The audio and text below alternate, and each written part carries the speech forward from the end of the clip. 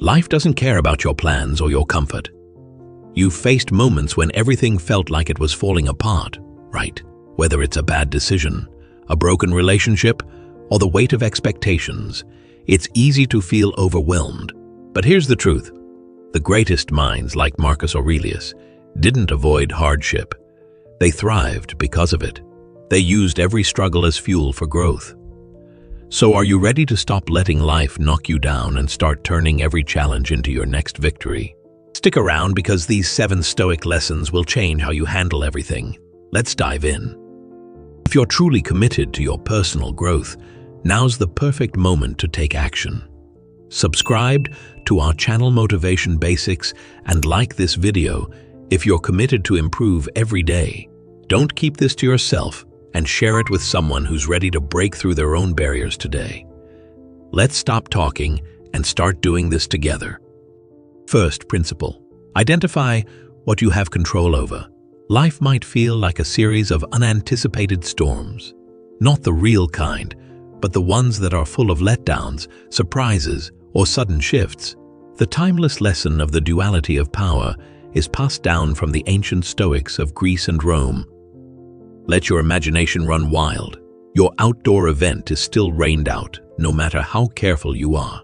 You may not be able to alter the weather, but your reaction to rain is entirely up to you.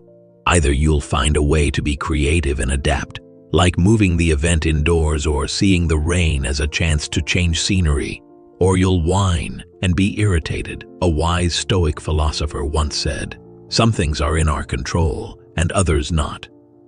This fundamental fact has the power to alter people's lives. We encounter a wide variety of situations on a daily basis. Our daily habits, the literature we consume, and the company we keep are all examples of situations over which we have some kind of control.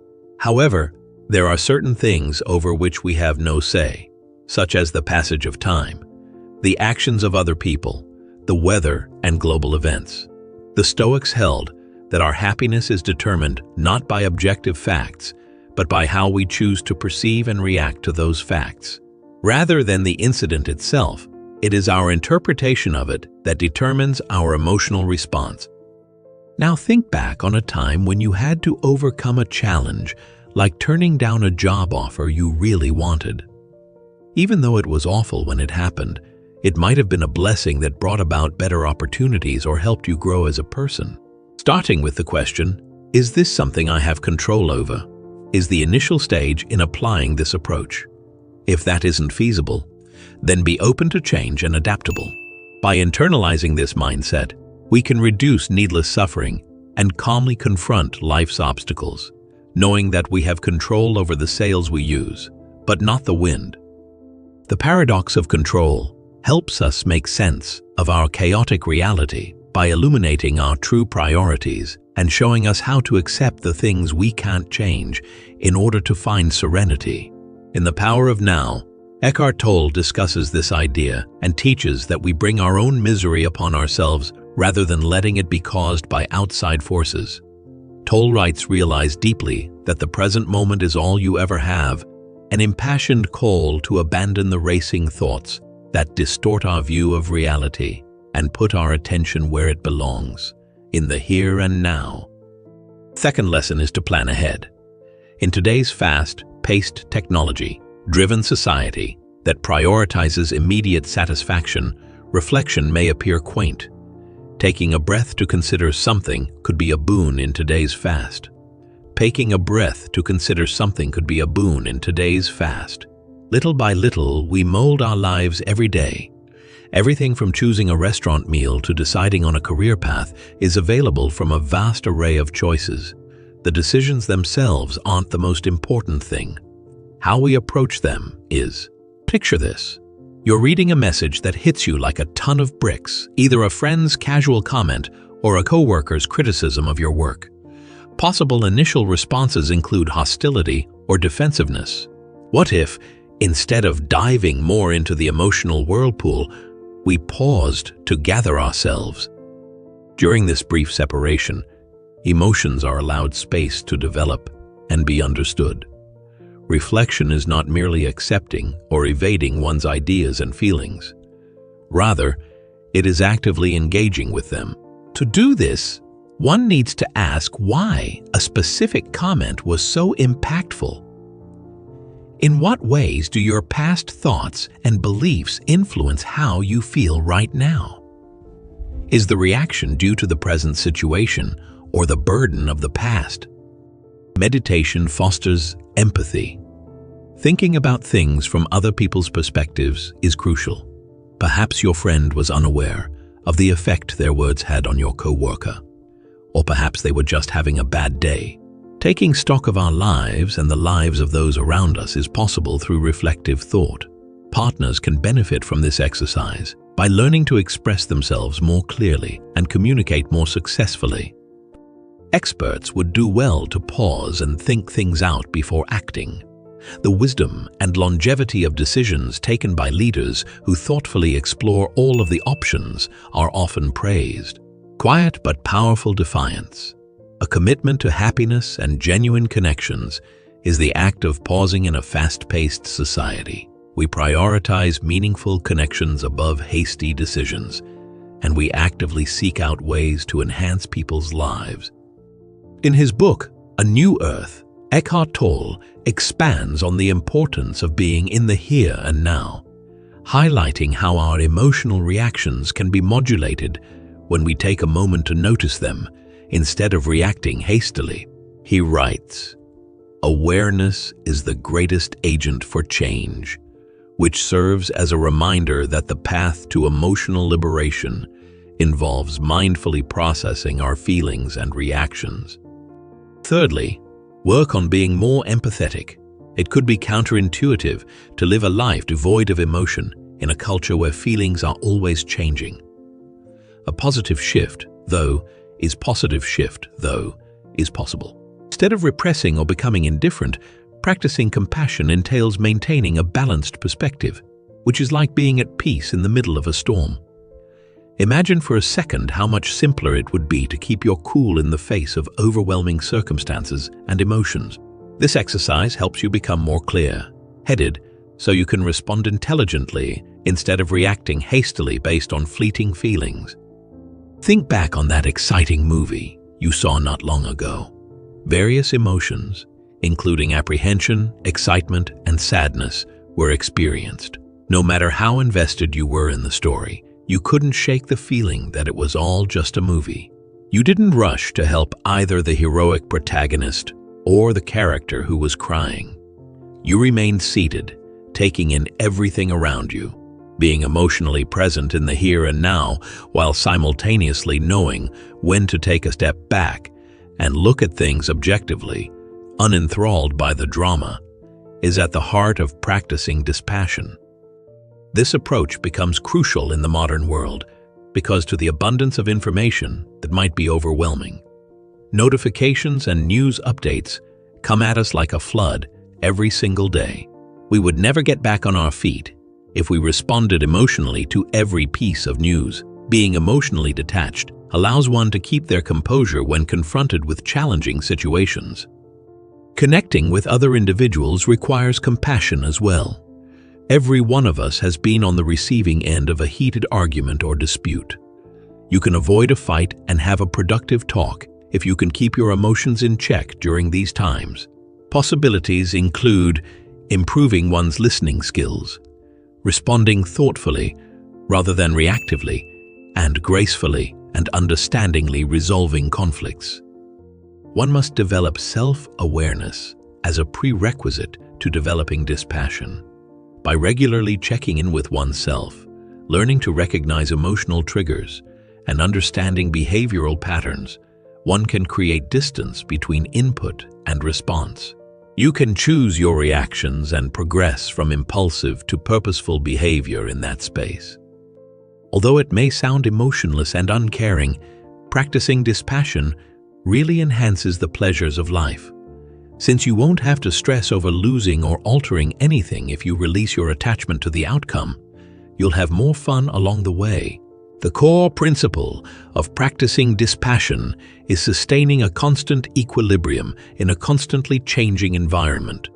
Effortlessly traversing life's diverse landscapes, it guides to inner tranquility like a compass. A person's immediate environment can also benefit from this technique as it promotes a sense of calm and clarity. In The Power of Now, Eckhart Tolle stresses the significance of being detached from the mind's constant chatter and argues that being fully present in the here and now allows us to escape the clutches of our emotional reactions. In his writing, he urges us to find inner peace by acknowledging that emotions are fleeting and by practicing mindfulness. Fourth consideration is the effect after 5 years. Life is always testing our patience, resilience, and ability to maintain a level head. From minor setbacks like spilled coffee to large ones like fights with loved ones, life's everyday experiences cover a wide range of emotions. When we're in the middle of a situation, our emotions might be so strong that they obscure our reasonable thinking. Not remembering an anniversary, a harsh statement, or a deadline might make you feel like everything is coming apart. Wondering, will this matter in 5 years, is a puzzling question, but the answer might alter your perspective and clarify the issue. Like a mental time machine, this one simple question can transport us anywhere, to the past, to the future, or even back to the present moment. A fresh angle suddenly emerges on a squandered opportunity or argument. Things that appear impossible right now will, in the grand scheme of things, disappear. Give yourself permission to dwell on the worries and hardships of the last 5 years. What does their current relevance entail? How many of these have been superseded by new ideas, experiences, and memories? This insight may bring you a mix of liberation and humility. If you ask yourself this question often, you'll be able to sort your concerns into more manageable categories and identify which ones will have the most impact right now. Consider this. Even though you're having a miserable day at work right now, it's only a single day at work right now. It's only a single day in your long career. This perspective of view encourages perseverance. Keeping the big picture in mind might help you cope with stress and get things done when going gets tough. One may plan, adjust, and go on instead of becoming bogged down by current difficulties when they know that time usually brings clarity and solutions. This question encourages focusing on what matters most, going beyond just limiting issues. Invest in meaningful connections, self-development, and experiences if you want your decisions and deeds to have an impact over time. Given how present-focused everything is, how noteworthy will this be in 5 years? Provides guidance toward a life that is rich with purpose, purposeful and restful. Asking oneself this question frequently may assist in gracefully navigating life's highs and lows by directing one's attention to what truly important. Eckhart Tolle stresses in The Power of Now how our minds keep us mired in regrets of the past or anxieties about the future, blocking us from fully appreciating the calm of the here and now. Primary cause of unhappiness is never the situation, but your thoughts about it. This is quite in line with the Stoic principle of concentrating on what really counts, as he puts it in his writing. We can liberate ourselves from the shackles of transient emotions and firmly plant ourselves in the here and now by changing our viewpoint and asking what really matters in the grand scheme of things. With the question, will this be relevant in 5 years? We're moving closer to living in the now, which is something that Eckhart Tolle stresses throughout his teachings. The fifth thing to remember: write down your thoughts on Stoicism, a chronicle of happenings and a tool for introspection, growth, and understanding. Journals have long been prized by people from all walks of life and throughout history. The emphasis on introspection and self-improvement in a Stoic notebook gives it a new angle. More than just a record of events, this notebook is a place to reflect on one's thoughts, feelings, and actions, as well as to have a dialogue with oneself. Taking stock of one's principles and convictions in the context of recent happenings is the next step. Before the day comes to a close, try to see yourself explaining the reactions just as vividly as the events themselves. So why was that particular comment so offensive?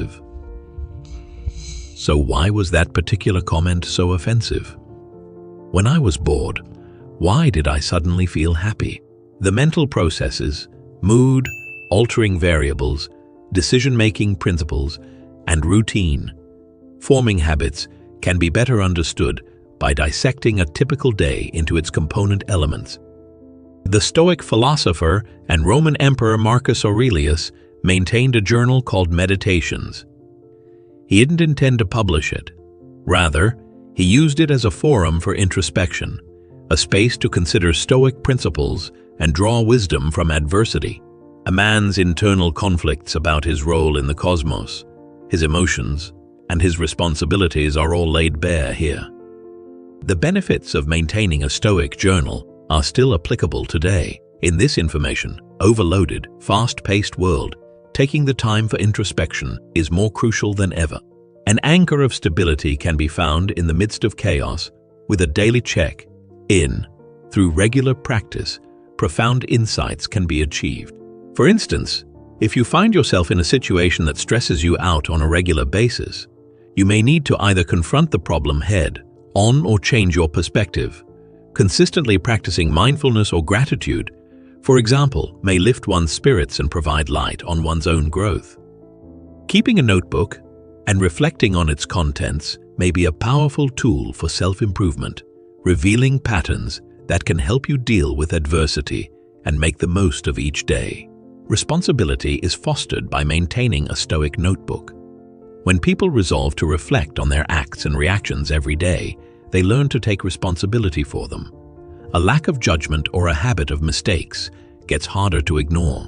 On the contrary, it is encouraged to learn, adapt, and expand. When you keep a Stoic notebook, it's like having a wise and understanding friend by your side. Someone who can listen, think, and provide counsel whenever you need it. A person's character, self-awareness, and the pursuit of a life in harmony with their ideals and values are symbolized by this. Eckhart Tolle's teachings on mindfulness and self-awareness are profoundly related to this principle. He explains in The Power of Now that disidentification from the ego is possible via non-judgmental observation of thoughts. You can achieve emotional liberation by being aware of what's happening when you stop thinking, according to Tolle. A similar kind of mindfulness can be practiced by keeping a journal in which one records their thoughts and feelings without letting them control them. This presents a chance to get control of your emotions by giving yourself time to think before responding. The sixth thing to remember: challenges are opportunities for improvement. Everywhere you look, there are setbacks, from minor disappointments to huge social shifts. Without difficulties, life would be without something essential. The trick is to see these challenges for what they really are: opportunities. Although external events are often beyond our control, our internal reactions to adversity are entirely within our sphere of influence, according to the Stoics.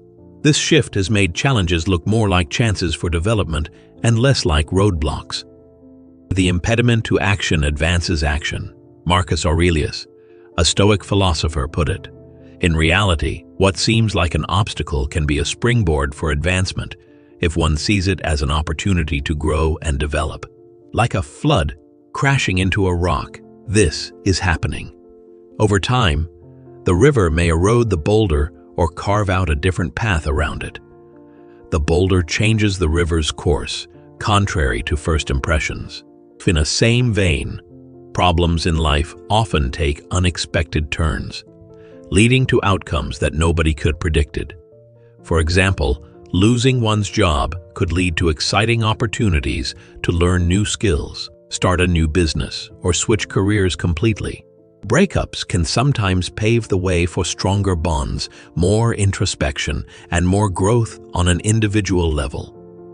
Resilience is fostered by viewing challenges as opportunities for personal development. Ask yourself, what can I learn from this? Instead, then why is this happening to me? Asking, how can I learn from this, puts you in a position to recognize that there is an opportunity for development lurking behind every challenge. By maintaining a positive attitude, being patient, and being persistent, We can transform challenges into chances for personal development, wisdom, and fulfillment. In a similar vein, Eckhart Tolle stresses the need of perspective when dealing with difficulties. During the process of releasing, you will not actually release yourself. He writes, in A New Earth, the idea that you are the one being let go of is similar to the Stoic perspective on adversity as a chance for personal development. In order to overcome our egos and preconceived notions, we often must let go of the things that hold us back from experiencing true emotional and spiritual freedom. The last thing to remember: try to be grateful. Gratitude is a life-enhancing emotion that weaves happiness, contentment, and perspective into the tapestry of human experience. Stoics made it a point to focus on the present moment and be glad for what they had every day, even though gratitude would naturally arise. This was because they believed that conscious practice of appreciation was more effective. To be truly grateful is to acknowledge with profound appreciation all the people and things that contribute to the value of this life. It comprises appreciating each moment due to the transience of life, finding value in the mundane, and overcoming hardship. Seneca, the renowned Stoic philosopher, said, "True happiness is to enjoy the present without anxious dependence upon the future." This quotation perfectly encapsulates the essence of gratitude. Savoring every moment, face-to-face interaction and contact, the sun's warmth on a cold day, laughter, a shared meal, or even just breathing are the little things that make life worth living. When we pause to appreciate these moments, they become even more lovely and significant. Gratitude also encourages you to stop thinking negatively, which is a great way to deal with shortages, unmet goals, and future uncertainty. Living in the present moment has several health benefits. Including increased happiness, decreased jealousy and anger, and better overall health. You may find that you have more time to appreciate the present moment and less stress if you write down 3 things you are grateful for either first thing in the morning or before you go to sleep at night. You can start to change your mindset to be more optimistic and accepting of life's difficulties by doing this. Being grateful illuminates the road of virtue and makes it easier to press on in life. Eckhart Tolle connects this technique to living in the now. Gratitude helps shift the mind from lack and longing toward fullness and contentment. Acknowledging the wonderful that you already have in your life is the foundation for all abundance. Similar to Tolle's call for living in the now, the Stoic view of thankfulness highlights this as a means to liberation and tranquility of spirit. Stop wasting time and make every moment count in your life. Subscribe to Motivation Basics for daily motivational videos on personal growth. Show your commitment by liking the video and commenting the word GROW. Be sure to share it with someone who needs to slow down in life. We're in this together.